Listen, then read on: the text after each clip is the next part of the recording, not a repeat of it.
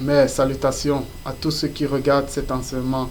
Nous entrons dans le deuxième volet de l'enseignement sur l'allégorie d'Esther, la reine Esther. Nous étions au niveau où Mardochée s'est adressé à la reine Esther. La reine Esther a donc décrété un jeûne de 3 jours. 3 jours. Qu'est-ce que 3 jours signifie? Qu'est-ce que ces 3 jours signifient? L'arrêt de mort avait été prononcé sur le peuple d'Israël, sur le peuple juif. Tout avait commencé par la personne de Mardochée, mais maintenant ça ne se limitait plus à Mardochée, mais c'était tout le peuple juif. Qu'est-ce qui s'est maintenant fait? Qu'est-ce qui s'est fait à ce niveau? Elle décrète un jeûne de 3 jours. Un peu comme les 3 jours que Christ va faire avant de ressusciter. Que représentent ces 3 jours-là? Esther dit à Mardochée, son parent, que maintenant jeûnez pour moi parce que je m'en vais vers le roi. Ça fait longtemps que je ne suis plus allé vers le roi. Et il y a des lois établies. Il y a un temps pour se retrouver à côté du roi, même pour la reine. Et depuis, le roi n'avait plus appelé la reine. Ça nous montre le caractère protocolaire de Dieu. Il y a un protocole pas possible dans le royaume des cieux. Un protocole que vous ne pouvez même pas imaginer. Les prières des saints sont adressées de façon protocolaire. Les fils de Dieu qui se réunissent devant le Père, c'est de façon protocolaire, ce n'est pas tout le temps. L'assemblée des premiers-nés, ce n'est pas tout le temps qu'ils vont vers le Père. De même manière que le souverain sacrificateur de l'ancienne alliance n'allait pas offrir les offrandes chaque jour devant Dieu. De même, Christ ne va pas devant Dieu tout le temps. Le Père, il est le Père et il est Dieu. Il est Dieu. Et le Fils lui est soumis. Maintenant, le Fils, vous pouvez adresser une prière. Le Fils vous exauce parce qu'il est Dieu. Mais pour aller vers le Père, c'est autre chose. De même, Esther devait aller vers le roi. Mais c'est soumis à un protocole. C'est soumis à un protocole. C'est pourquoi Esther a dit au peuple de jeûner pour elle. Parce qu'elle savait que ce jeûne-là la fortifiait. Elle savait que ce jeûne-là avait un impact même sur le roi. Parce que le jeûne, c'est un acte de foi, comme la prière. Ce sont des choses qui réalisent des prodiges et des miracles. Ce sont des choses qui peuvent faire détourner la colère de Dieu de quelque chose. Par la prière, de grandes choses se sont faites.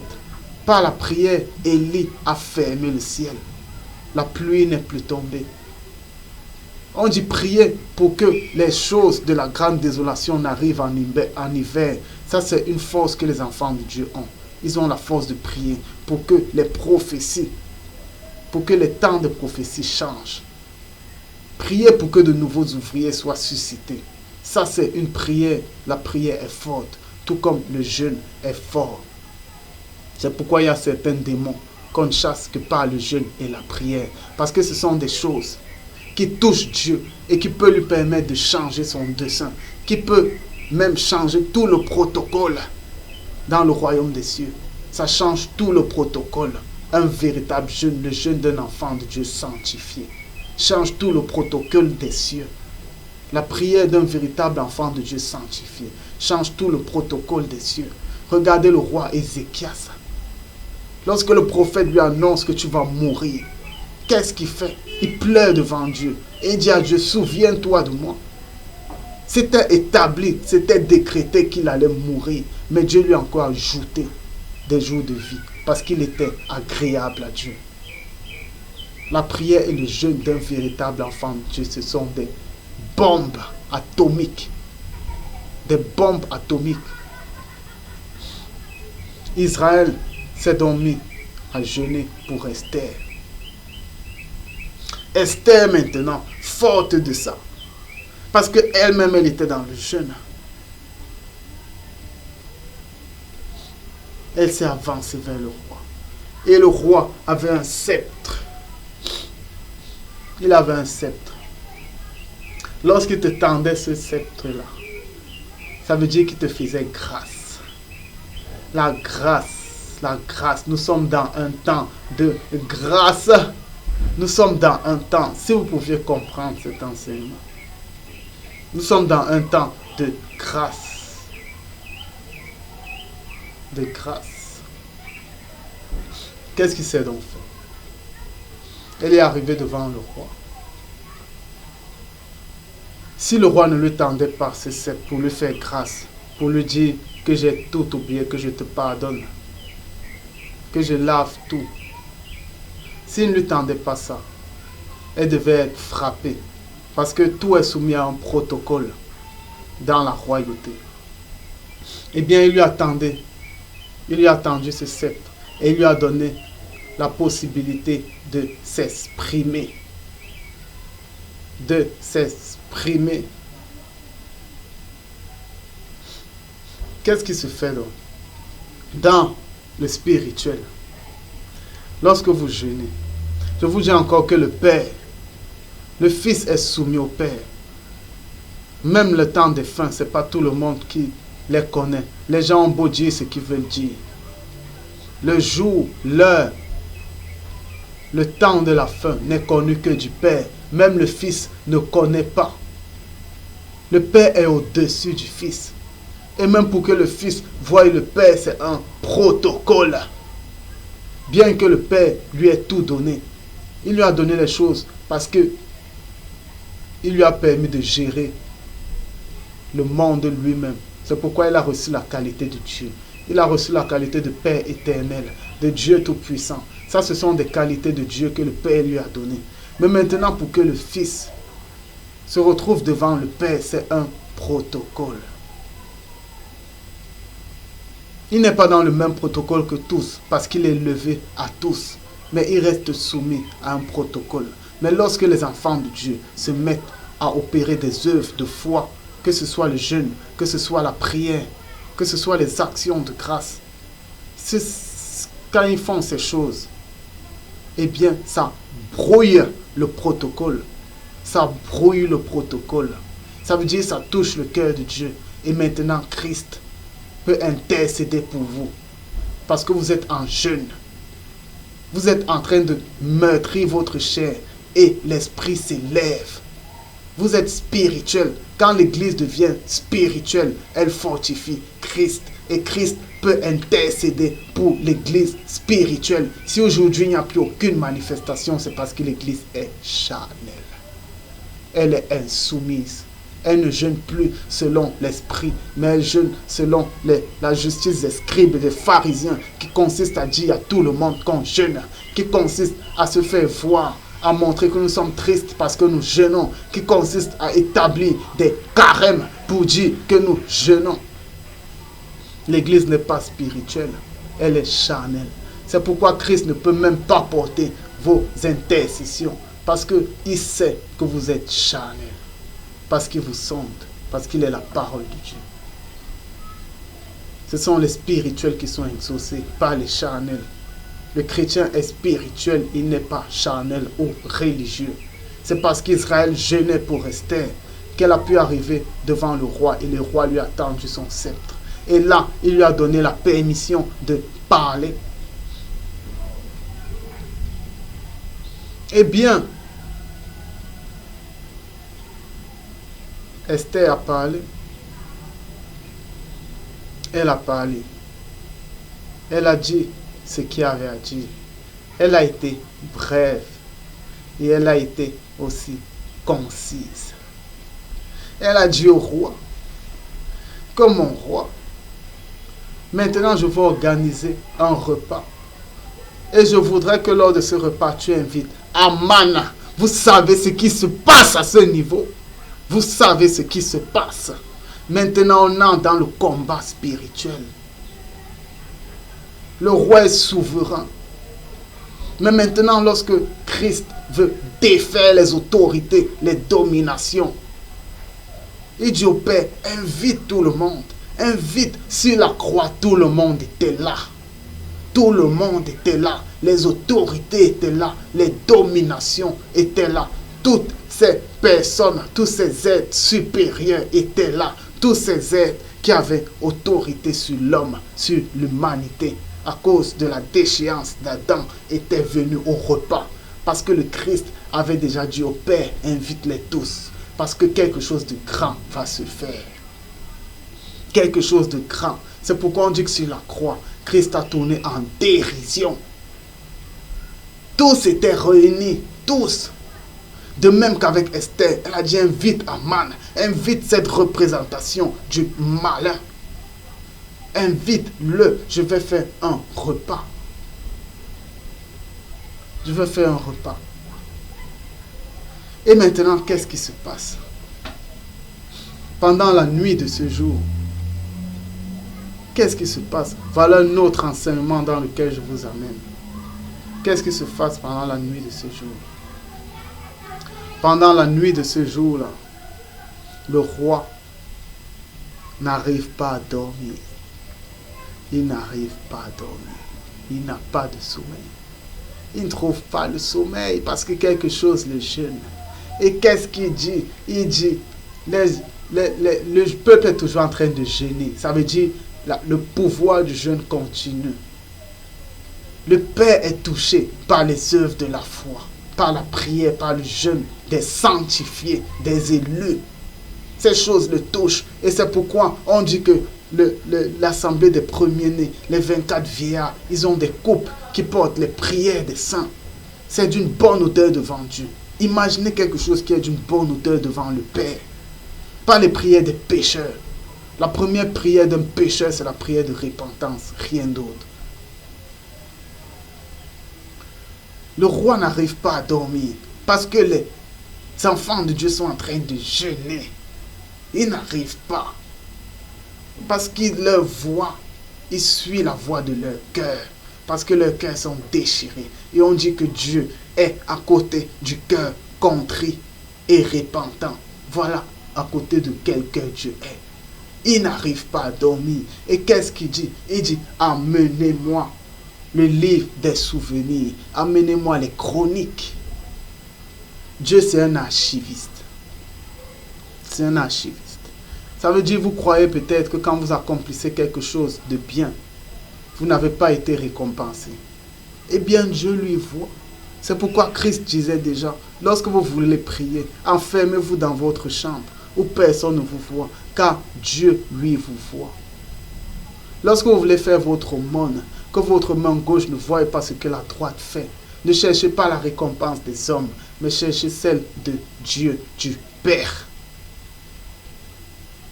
Donc à ce moment-là, on a apporté le livre des souvenirs, le grand livre de l'archiviste.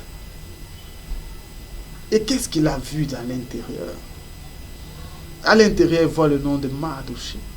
Et il a vu que Mardoché avait fait en sorte qu'il ne soit pas soumis à un attentat dans son propre royaume. De même, lorsque vous accomplissez de bons actes, et bien dans les moments critiques, lorsque le diable a déjà établi une sentence de mort sur vous, comme avec Christ. Comme avec Christ. Et bien avec Christ. Quand Christ disait, souviens-toi de moi. Quand Samson disait, souviens-toi de moi, au Père. Qu'est-ce qui a suivi? Le Père a redonné le pouvoir à Samson. Le Père a redonné le pouvoir à Christ. Et Christ a tourné toutes ses autorités en dérision. Le Père les a élevés. Et c'est ça qui s'est fait par la suite avec Mardoché. Parce que lorsque Dieu se rend compte, regarde l'œuvre que mon serviteur a opérée pour moi. Regarde cette œuvre. Il m'a sauvé de l'opprobre. Il m'a sauvé des langues fauchues des hommes qui devaient blasphémer mon nom. Eh bien, il faut que je l'honore. Il faut que je l'honore. Et vous savez qui le roi appelait pour honorer Mardochée? Il appelle Aman. Ça veut dire Dieu appelle le malin. Il lui dit, qu'est-ce que je peux faire pour élever cet homme? Regarde, ses œuvres sont bonnes. Mais étant donné que Dieu est sage, le roi était également sage parce qu'il représente le Père. Et il n'a pas agi d'une façon insensée. Il a dit à Mardochée, sans donner de nom, que comment est-ce que je peux élever un homme qui m'a servi?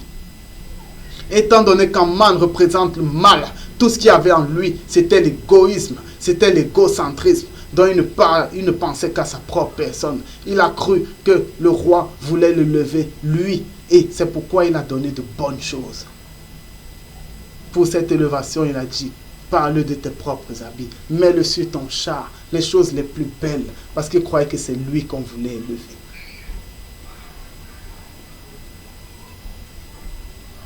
Il croyait que c'était lui. De même, sur la croix, les 3 jours qui se font sur la croix, Jésus a demandé le grand banquet. Mais entre-temps, Dieu s'est souvenu des œuvres du Fils. Il s'est souvenu de l'intégrité du Fils. Il s'est souvenu de la soumission du Fils. Parce qu'il est un archiviste.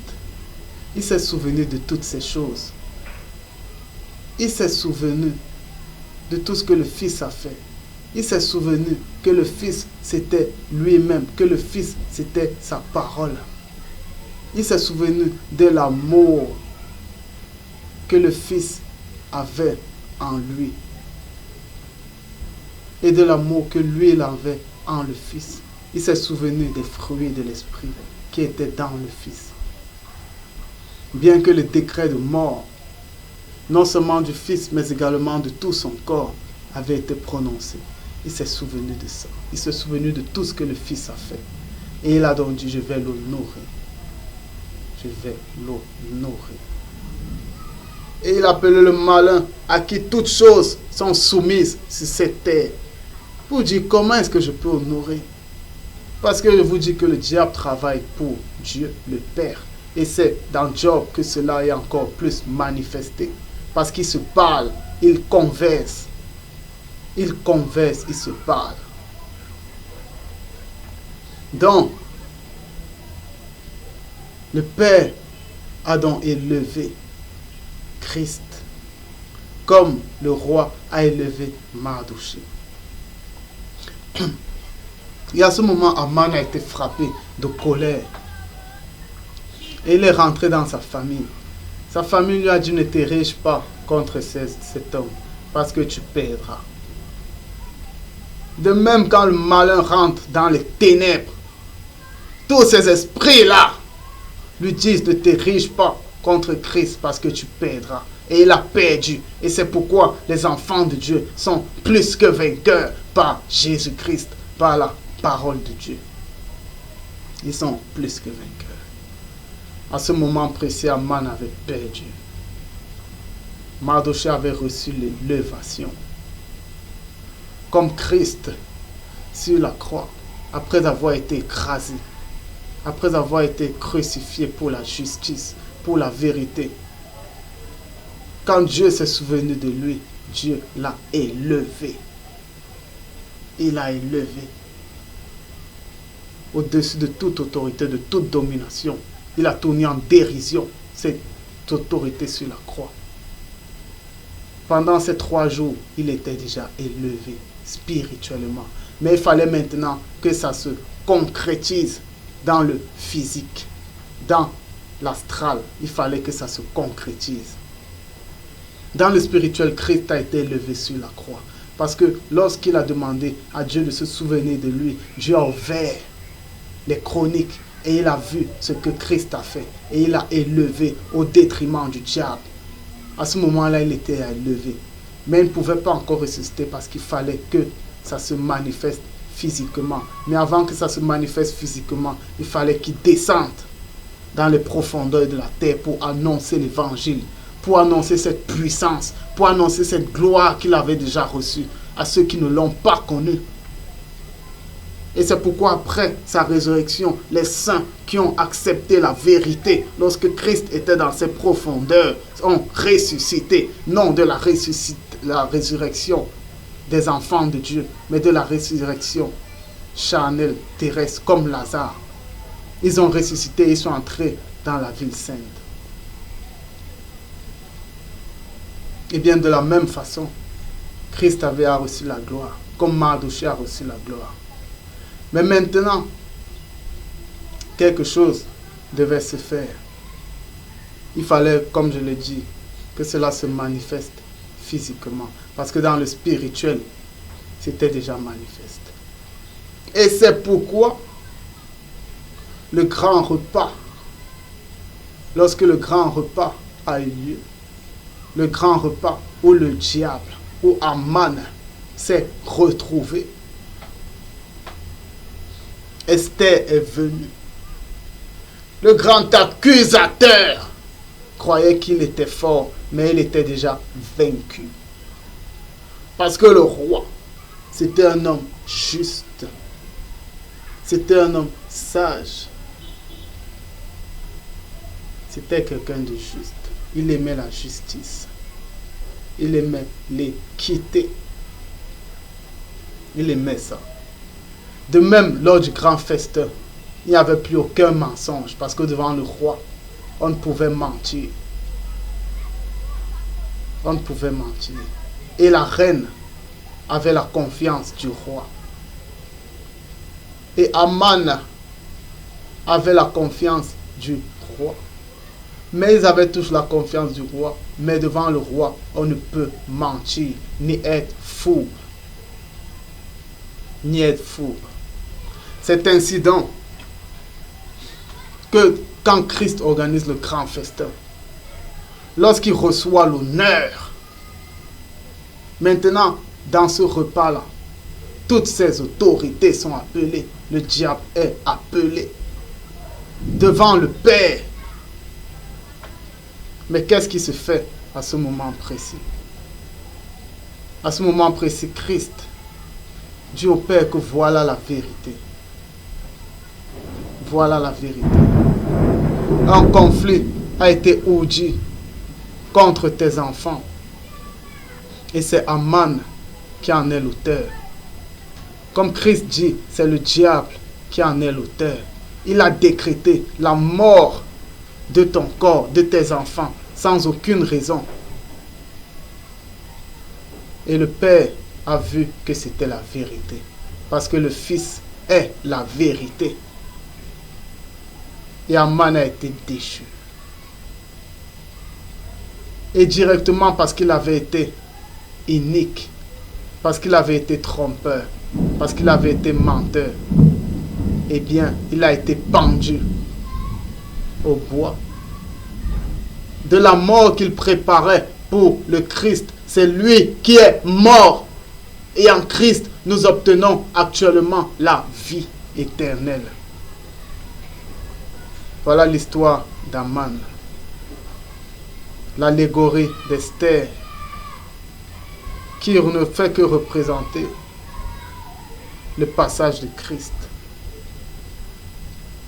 Lorsque Aman a été pendu à la place de Christ dans le spirituel, lorsque le diable a été déchu à la place de Christ, c'est alors que Christ est ressuscité physiquement, comme le peuple d'Israël a été délivré et a été élevé à la suite de la pendaison d'Aman. Et les nations qui étaient autour ont commencé à craindre ce peuple. De même, de nos jours, les nations craignent les enfants de Dieu parce que Christ a vaincu le diable. Voilà donc l'allégorie d'Esther. Une allégorie forte dans le caractère du jeûne. Parce que nous devons savoir que le jeûne, tout d'abord, est la sanctification. Si vous voulez véritablement jeûner, vous devez marcher dans la sanctification. Vous devez être généreux. Ça veut dire que vous devez donner votre pain aux autres. Vous devez être saint. Votre bouche ne doit pas prononcer des paroles vaines. Vous devez sanctifier le nom de Christ dans vos vies. Vous devez marcher selon la vérité.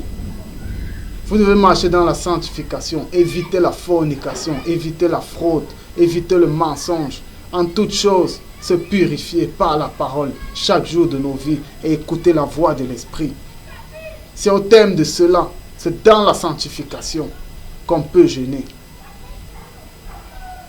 Le jeûne, c'est dans la modestie. On ne doit pas se faire voir quand on jeûne. Mais le jeûne, c'est entre nous et Dieu. Parce que ce sont des choses qui se font dans le spirituel. Quand vous jeûnez, vous causez des choses dans le spirituel. Lorsque vous priez et que vous êtes sanctifié, vous causez des choses dans le spirituel. Parce que lorsque vous êtes sanctifié, vous êtes éloigné du péché. Et celui qui est éloigné du péché plaît à Dieu et est en contact directement avec le Père. Le jeûne est donc spirituel. Et c'est pourquoi avant de jeûner, soyez conduits par l'Esprit. On ne jeûne pas de soi-même, mais on jeûne parce que l'Esprit nous amène à jeûner. L'Esprit nous amène à jeûner. J'en ai fini avec cet enseignement. J'espère qu'il a pu édifier plus d'un. Soyez bénis, chers frères. Soyez bénis, chères sœurs.